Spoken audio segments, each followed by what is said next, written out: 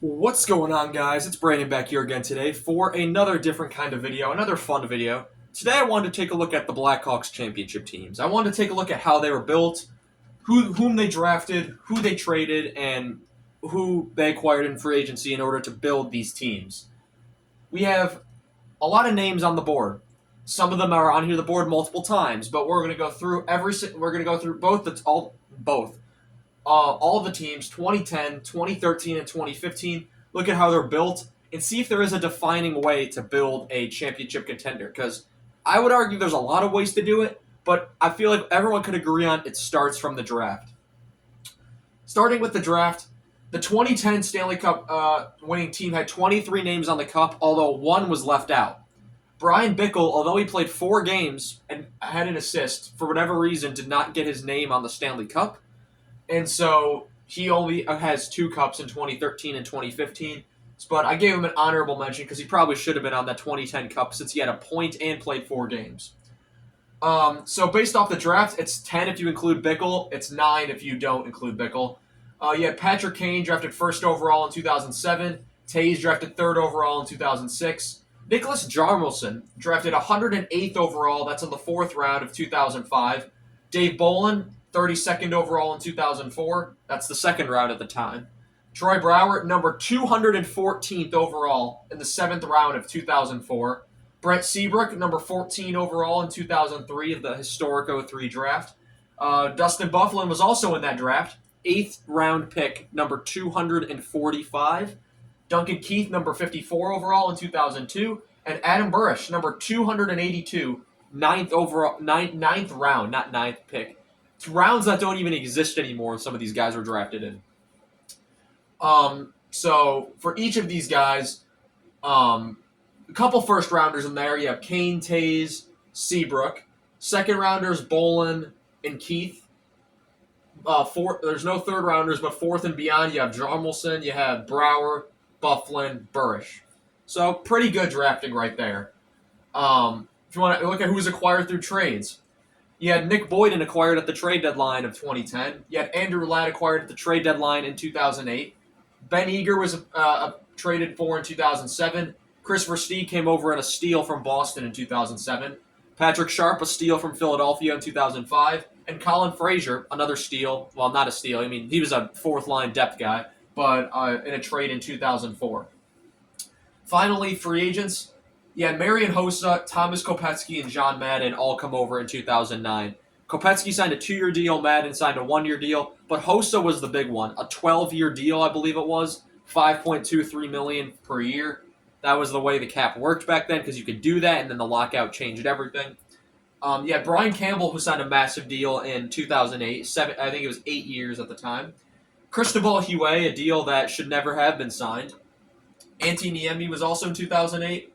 Brent Sopel and Jordan Henry both signed in 2007. Henry mostly played in the minors. That's a name probably a lot of people do not remember a whole lot. But for a lot of these guys, if you want to look at the ages, I probably should have calculated the average age of these teams. But we'll just look at them. Going from youngest on the draft, Kane and Taves are both 21, Jarmelson 22, Bolin 23, Brouwer 24, Seabrook 24, Byfuglien 24, Keith 26, Burish 27. Boyden was 31, Ladd was 24, Eager was 26, Versteeg 25, Sharp 28, Fraser 25, Hossa 31, Kopecky 27, Madden 36, Campbell 30, Huet 34, Niemi 26, Sopel 33, and Henry 25. This was a pretty young team overall. You see Sopel, Huet, Campbell, Madden, Hossa, and Boyden. Those are all the guys that are above 30 on this team. This was a very young team. And that's why after 2009 they lose in the conference final, they made it a mission to get older. So what do? They let Javi Bulin walk since they signed Huet to big money, which I'm still angry about. And they got rid of Havlat, which I personally still disagree with. I don't think they should have ever got rid of Havlat since that top 6 would have been deadly. All the way the cap worked and all the RFA screw-ups, which there's still to this day conspiracy about whether it was on purpose so Bowman would get the job. But that's a whole other story for another day. But, so yeah. From the draft, you had 9 guys. The trades, you had 6 guys. Free agency, you had 8 guys. So majority of the team was through the draft, which is theoretically how you're supposed to build your teams. as we look at the Blackhawks today. 2013, 25 names are on the cup, and not a single person was left off, so that was good. Through the draft, they had 12. Through trades, they had 6. Free agency, they had 7. You had Brandon Saad, who was 20 years old, the youngest player on the team, 43rd overall in 2011, the second-round pick. Andrew Shaw was a fifth-round pick, number 139. He was 21 at the time, and that was in 2011 when he was drafted. Marcus Kruger was picked 149th overall in 2009. That's in the fifth round. Ben Smith, a personal favorite of mine, 169th overall in 2008. That's a sixth-round pick. Of course, you have Kane, Taves, Jarmelson, Bolin, Seabrook, and Keith again. But Bickle was picked 41st overall in 2004, so 9 picks after Bolin, since he gets his name on the cup this time. And then you have Crawford picked at 52nd overall in 2003 of the second round. That was a fantastic pick, we could say, looking back today. Want to look at ages? Saad, Shaw, so Saad 20, Shaw 21st, Kruger was 22, Smith was 24, along with Kane and Taves. Jarmelson was 25, Bolin was 26, Bickle was 26, Seabrook, Crawford, and Keith were 27, 28, and 29. Through trades, they acquired Michael Handzus at the deadline. That was their only acquisition. 35. He was 35 at that time, so near the end of his career, he would only play one more season after this with Chicago. Johnny Oduya was acquired in 2012. That was an excellent deal that they made with Winnipeg. Michael Frolik, kind of a steal out of Florida, and they got rid of Jack Skilly for it. Bust. So he was traded for in 2011. Stolberg came over in the Versteeg trade in 2010. Leddy came over at the trade deadline of 2010. When we traded Cam Barker, we got Leddy and we got Kim Janssen, who did not work out. And then Patrick Sharp came over in 2005. He was the only guy that was still here among the trades. Handzus was 35, Oduya 31, Frolik 24, Stolberg 27, Leddy was 21, and Sharp was 31 at the time. Free agency, they brought in Sheldon Brookbank. He was more of a seventh defenseman. He was 32. They brought him in at the 2012 offseason, along with Michael Roosevelt, who I think was a very underrated piece of that defense. 2012, he came over. He was 34. Jamal Mayers didn't play at all in the playoffs, but he still got his name on the cup. That's he was 38 at the time, and he came over in 2011. So did Daniel Carcillo, who I was really upset about at the time, but I started to like Carcillo when he was on my team. He was 28 at the time they won. These are ages at the time they won the cup. I should make that clear. Ray Emery, rest in peace. I loved Ray Emery when he came over. He was fantastic that 2013 season. Came over in 2011. He did not play in the playoffs at all either, but still gets his name on the cup. But Brandon Bollig, 2010, was free agent out of college, and of course Hossa from 2009. So you had Emery, who was 30, Bollig 26, and Hossa 34. So a lot more guys that were over the age of 30. You had Brookbank, Roosevelt, Mayers, Emery, Hossa. That's 5 right there. Handzus, Oduya, and Sharp were all over 30, so that's another 3. So a lot more guys over 30, especially as your picks get older. And we'll see some of these draft picks get older in the 2015 team, where there's 26 names on the cup. They drafted 12 of them. 7 of them were through trades. 7 of them were free agency. So that makes me wonder even more why Bickle did not get on the 2010 cup, because they allowed 23 on that one, but then you got 25 and 26, so what gives? Teravainen was drafted 18th overall in 2012, of course a first-round pick. Then we had Saad, Shaw, a forgotten name, Joakim Nordstrom, who was a pretty effective bottom 6 winger for us at the time.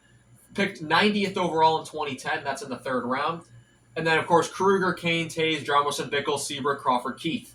So those are all the same. Nordstrom was 22 when they won it. Teravainen was 20. Teravainen, of course, now back with Chicago. He's the only member of any of these teams that's currently on the Hawks. Through trades, they got Desjardins at the deadline. They got Vermette at the deadline. And I was ecstatic when they got Antoine Vermette. Vermette was one of my favorite players, so when the Hawks got him, I was really excited. And then 39-year-old Kimmo Timonen came over as well. I believe when they won the Stanley Cup, he was 40. David Rumblad, they acquired in a trade the year before in 2014. Chris Versteeg came back in 2013. Johnny Oduya and Sharp, those are the same as this one, so we're not going to mention them very much. But, so, Desjardins was 28, Vermette was 32, Timonen 39, Rundblad 24, Versteeg 28, Oduya 33, and Sharp was 33. So as you can see, we're already starting to see some of these ages getting more. I don't think I went over ages here. Teravainen was 20, Saad 22, Shaw 23, Nordstrom 22, Kruger 24, Kane 26, Taves 26, Jarmelson and Bickle were 27 and 28. Seabrook was 29, Crawford was 30, and Keith was 31. Free agency, they signed Scott Darling to be the backup goaltender. Him and Antti Ranta kind of split the net. Of course, Ranta goes to New York, then he goes to Phoenix, goes to Carolina, and now he's out of the NHL. Brad Richards, this was a signing I was also very excited about. I loved Brad Richards. Kyle Kaminski comes over. He kind of plays the depth defenseman role. Daniel Carcillo re-signs with the Hawks after a year with the... He got claimed off waivers, I believe, by LA or traded there, and then the Rangers ended up with him, and he loses in the final to LA, and then he signs back with Chicago, and then he retires. Trevor Van Riemsdyk signed out of college, so he's still in the NHL. Michael Roosevelt and Hossa, those were from the previous one. Darling was 26, Richards was 34, Comiskey was 28, Carcillo 30, Van Riemsdyk 23, Roosevelt 36, and Hossa was also 36 at the time. And Hossa still played another 2 years, so he was 38 when he was done, and people were saying, like, what would have happened, his career never ended. He was already 38, and he was still doing pretty well. Among all of these names, 50 of these there's 50 names, 50 different players' names on the cup. So 50 players end up getting a Stanley Cup out of the Blackhawks, which is pretty good. That's 50 players. Some of them have won multiple, of course. 8 of them won both 2010 and 2013. So we have Kane, Toews, Hjalmarsson, Bolin, Seabrook, Keith, Sharp, and Hossa. 15 won both 2013 and 2015. So there you have Saad, Shaw, Kruger, Kane, Toews, Hjalmarsson, Bickle, Seabrook, Crawford, Keith, Oduya, Sharp, Roosevelt, Carcillo, and Hossa. 8 won both 2010 and 2015. The only difference between the 2010 to 2015 one, instead of Bolin being on the 2015 one, Versteeg comes back and is with the 2015 team. 7 end up winning all 3, and that's your core. Toews, Kane, Sharp, Hossa, Keith, Seabrook, and Hjalmarsson. Of course, Crawford played a couple games in 2010 as well, but he's another one that he didn't get his name on the cup because he really didn't play that much. But kind of a what-if scenario is what if Crawford was given the backup reins earlier, and what if they don't sign Niemi, and what if they don't sign Hue? Do they roll with Hobby Bulin and Crawford? Because that would have been pretty cool. What if they don't get one of these extra guys? What if Bickle gets 3 cups? He's part of that core 8 then, or Crawford makes it a core 9. The longevity of how many of these guys stayed with the team was impressive, but then once the blow-up happened in 2016, it really signified the end of it. Hjalmarsson was gone a couple after 2017, so he was one that Quenneville was really angry about. Then you had Sharp was gone after this year. Hossa only played 2 more years.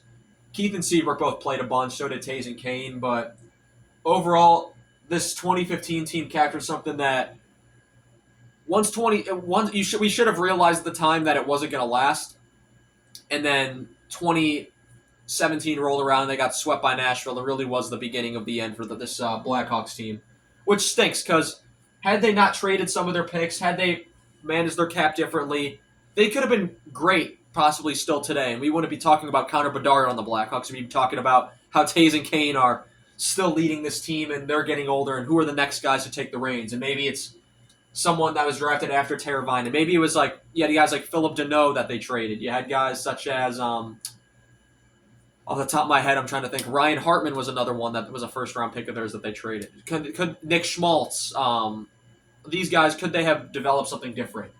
But, yeah, I want to thank you all so much for watching this video. Let me down below which one of these 3 teams is your favorite. Who are your favorite players from these teams? And, yeah, we'll take a look at the modern Hawks to see how they're being built.